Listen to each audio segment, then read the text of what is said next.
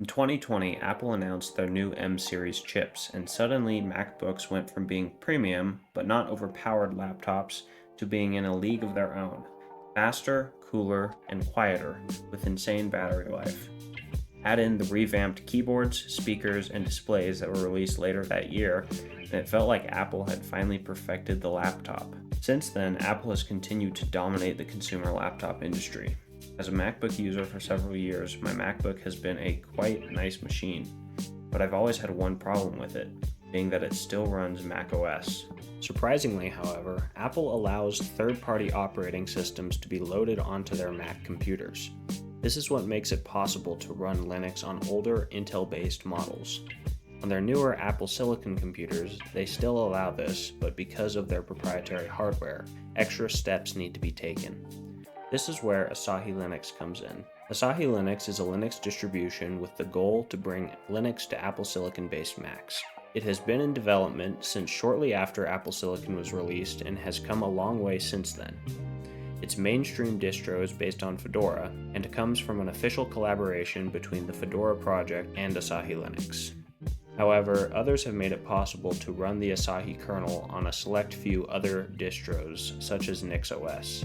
Today I'm going to be taking a look at Asahi Linux and seeing if it can truly replace macOS on my laptop. I'm going to do a raw benchmark comparison, look at its usability for work, leisure, gaming, and finally look at what issues Asahi Linux still has and if I can recommend it for the average person. I'm not going to go over how to install Asahi Linux, as there are better videos on the subject, such as this one by Veronica Explains. What I will say, however, is that the installation was super simple. I literally just pasted the one-line installer from the official Asahi website, answered a few prompts, and was done. I personally decided to go with the Fedora remix running KDE Plasma, as that is the desktop environment I am most familiar with. Overall, I'm very happy with the installation process. Customizing Asahi did not have any issues. I customized it and installed apps as I would on any other Linux machine. The one issue that did arise is app compatibility, but that was expected as this is an ARM-based computer.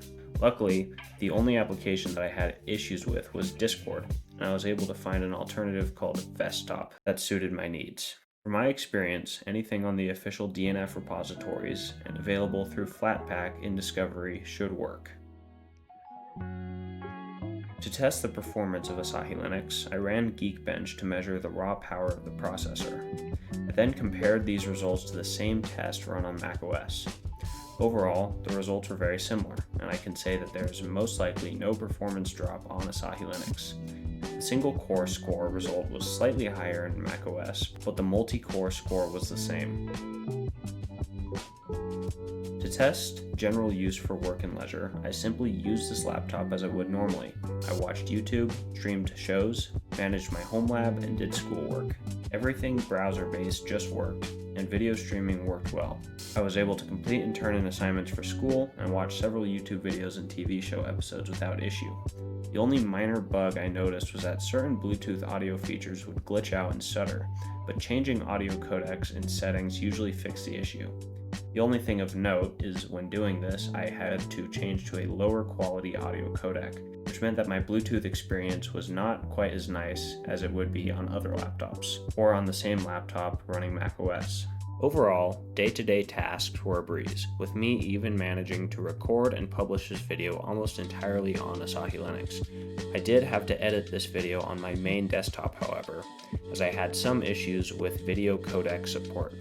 Despite this, Kdenlive, my preferred video editor, seemed to work fine on Asahi.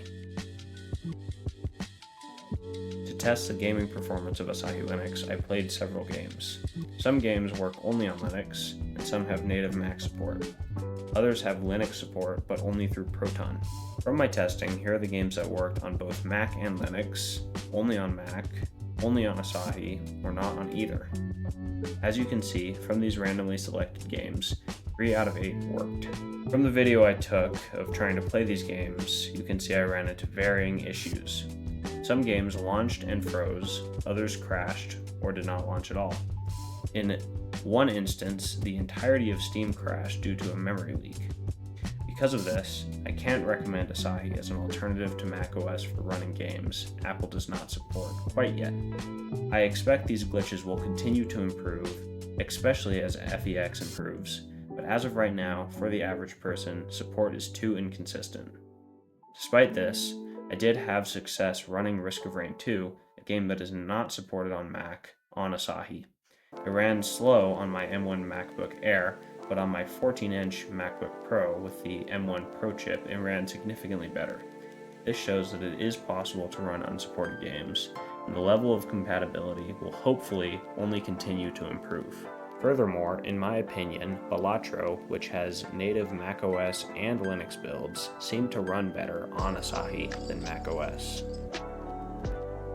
While using Asahi, here are some of the small issues and changes I had to make that didn't fit anywhere else in my script. Sleep drained the battery, so I had to set it to shut down when the lid was closed. This worked well for my personal use, despite having to reopen applications every time I open my laptop. In terms of general battery life, it seemed slightly worse on Asahi Linux than on macOS. However, I did not formally test the battery life of this computer on Asahi Linux.